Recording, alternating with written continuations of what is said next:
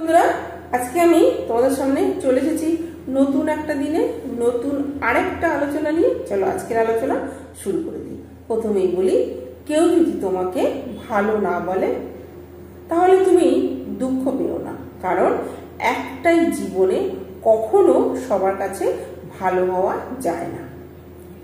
কেউ যদি তোমাকে দেখে হিংসা করে, করতে দাও, কারণ হিংসা তারাই করে যাদের যোগ্যতা তোমার থেকে অনেক কম। কথা বলার একটা নিয়ম আছে, ধীরে ধীরে কথা বলো, তাহলে তুমি শান্তি পাবে। অহংকার ছাড়ো, সম্মান পাবে। ভক্তি করো, মুক্তি পাবে। আর যদি বিচার করে কথা বলো তাহলে দেখবে তোমার জ্ঞান বাড়বে। সেবা করো, শান্তি পাবে। সন্তুষ্ট থাকো, কোনো কিছু এনে দিলে সন্তুষ্ট থাকতে হয়, তার জন্য তুমি সুখী থাকবে। মানুষ একসময় গুহায় বাস করত, সেই গুহাটা একসময় ছেড়ে দিল। গাছের ছাল পড়তো, ছালটাও ছেড়ে দিল। কাঁচা মাংস খেত, সেটাও ছেড়ে দিল। এমনকি মানুষের নিজের যে মনুষ্যত্ব বোধটা আছে সেটাও মানুষ ছেড়ে দিল।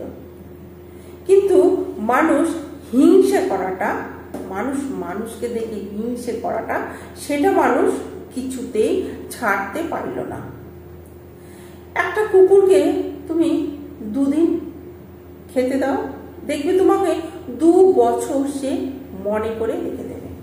কিন্তু একটা মানুষকে তুমি যদি 2 বছর ধরে খাওয়াও, তাহলে দেখবে সে স্বার্থ চরিতার্থ করার জন্য সে তোমাকে 2 দিনের মধ্যেই ভুলে যাবে।